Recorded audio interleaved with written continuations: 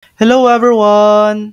In this video, I'm going to show you how to recover deleted timeline on Google Maps. First, open Google Maps on your phone. Tap the U tab at the bottom. Scroll down and tap Timeline.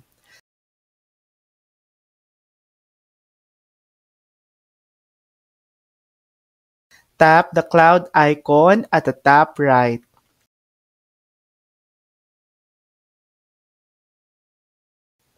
Toggle Backup Timeline on. Scroll down, review the information, and tap Turn On.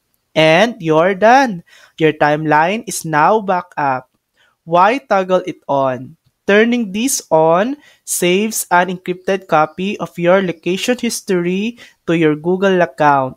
This way, if you switch devices or reinstall the app, your timeline data is safe and can be restored automatically. And that's it. That's how to recover deleted timeline on Google Maps. Thanks for watching. If this video helped you, please like and subscribe for more helpful tutorials.